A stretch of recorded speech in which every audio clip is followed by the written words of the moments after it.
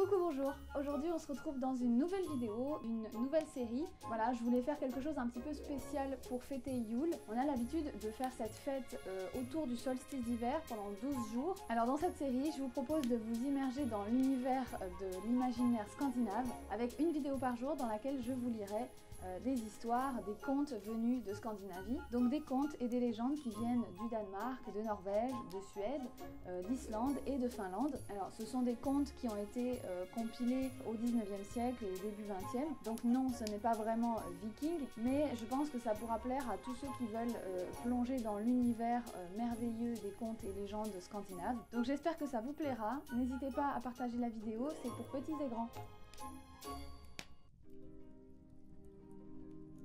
Un sou honnête. Il était une fois une pauvre femme vivant dans une masure au milieu de la forêt. Elle avait bien peu pour se nourrir et rien à brûler pour faire du feu. Ainsi, elle envoya son fils dans la forêt pour ramasser du bois. Il courut et gambada pour se réchauffer. La journée d'automne étant grise et chaque fois qu'il trouvait une branche ou une racine, il se frottait les bras et la poitrine, ses mains devenant rouges comme des groseilles en raison du grand froid. Une fois rassemblé le fagot de bois, il prit le chemin du retour, mais en passant devant une clairière sur le flanc de la colline, il remarqua un rocher blanc et croche. « Oh, pauvre rocher, comme tu es blanc et croche, tu dois mourir de froid !» lui dit-il, avant de retirer sa veste et de la poser sur la pierre. Rentré à la maison, sa mère lui demanda pourquoi il avait traversé les bois par une journée aussi froide, vêtu d'une seule chemise. Il raconta alors sa découverte du rocher devenu blanc par le gel, puis le don de sa veste. « Quel imbécile tu fais !» gronda la femme. « Crois-tu vraiment qu'une pierre peut ressentir le froid ? Et même si c'était le cas, souviens-toi de ceci, chacun doit penser à soi-même. Les vêtements que tu portes m'ont coûté tant d'argent et d'efforts. Aussi, il n'est pas justifié que tu les accroches sur des pierres. » Sur ces mots, elle envoya le garçon récupérer sa veste. Quand ce dernier retrouva le rocher, la stupéfaction fut de mise. Il s'était levé et redressé. « Tout cela, c'est grâce à ma veste. Pauvre chose !» lui dit-il. Toutefois, en l'observant plus attentivement, il remarqua qu'au-dessous se tenait désormais un coffre rempli d'argent brillant. « Pour sûr, c'est de l'argent volé !» estima le jeune homme. « Personne ne cacherait de l'argent gagné honnêtement sous un rocher au milieu de la forêt. » Il prit donc le coffre, marcha jusqu'à un étang voisin et le jeta dedans. Mais une pièce d'argent resta à flot au bord de l'eau. « Cet argent a été obtenu honnêtement, car ce qui est honnête ne coule jamais !» s'exclama-t-il. Ainsi, il la ramassa et rentra chez lui avec celle-ci et sa veste. Il relata les faits à sa mère, le rocher qui s'était redressé, la découverte du coffre rempli d'argent, jeté aussitôt dans l'étang car c'était de l'argent volé, ainsi que la pièce restée en surface. « Je l'ai prise car elle a été gagnée honnêtement !» affirma-t-il. « Quel idiot tu fais !» lui reprocha sa mère, très en colère. « Si seul ce qui flotte était honnête, le monde partirait à la ruine. Même si ces pièces avaient été volées 10 fois de suite, tu n'as fait que les trouver. Et laisse-moi te répéter une chose, chacun doit penser à soi-même. Si tu avais pris cet argent, nous aurions pu vivre heureux pour le restant de nos jours. Tu n'es qu'un bon à rien et tu le seras jamais. Aussi, je ne peux continuer à me soucier de toi. Pars vivre dans ce monde et apprends à gagner ta vie par toi-même, voyons. » Le garçon quitta ainsi le foyer, errant de long en large à la recherche d'un lieu où résider. Partout où il allait, on lui disait qu'il était trop petit ou trop faible et qu'il ne serait donc d'aucune utilité. Finalement, il rencontra un marchand et obtint la permission de servir dans ses cuisines en apportant du bois et de l'eau au cuisinier. Il y resta un long moment, puis un jour, le marchand dut partir pour un pays étranger et demanda à tous les domestiques s'ils voulaient quelque chose de ce lieu lointain.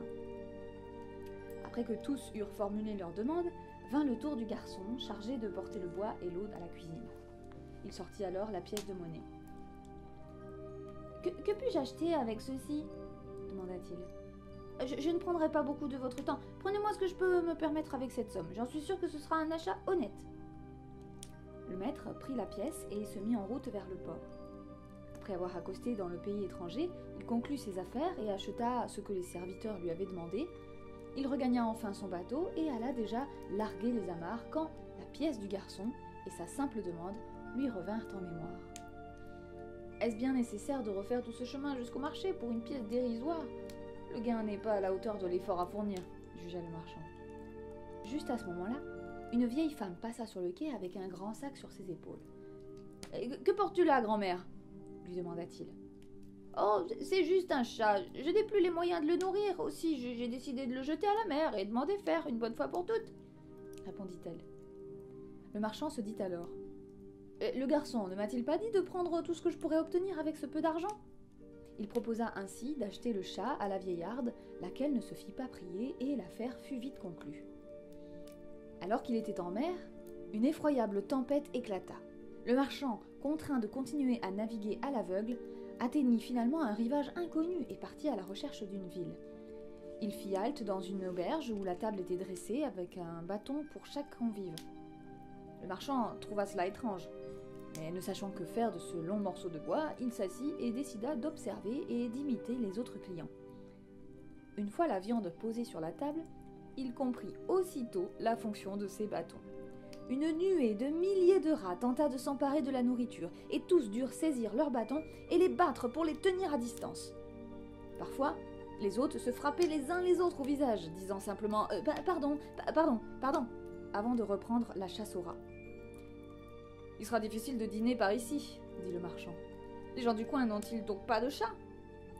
Le marchand chercha alors l'animal acheté pour le garçon, et aussitôt placé sur la table, les rats coururent dans leurs trous. Jamais on n'avait vu un dîner aussi tranquille dans cette contrée. Ils le supplièrent alors de leur vendre le chat, et après bien des négociations, il céda pour une grosse somme d'argent qu'il reçut nourri de moult remerciements. Il reprit alors la mer et remarqua peu après ce même chat somnolent sur le pont. Le temps se dégrada, et une nouvelle tempête plus terrible que la première entraîna le bateau en territoire inconnu. Le marchand chercha une auberge et, ici encore, il vit des bâtons près des tables, plus grands et plus longs que les précédents. Une précaution justifiée par les rats, encore plus nombreux ici, et au moins 3 fois plus gros que les précédents. Il revendit donc le chat, en obtenant même le double, sans même devoir marchander.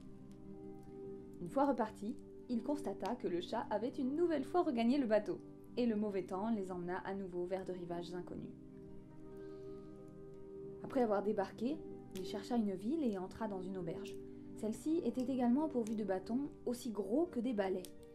Les habitants lui confièrent que s'asseoir pour manger était la chose la plus difficile qui fût, car, envahis par des milliers de rats affreux, ils ne parvenaient guère à remplir leur estomac.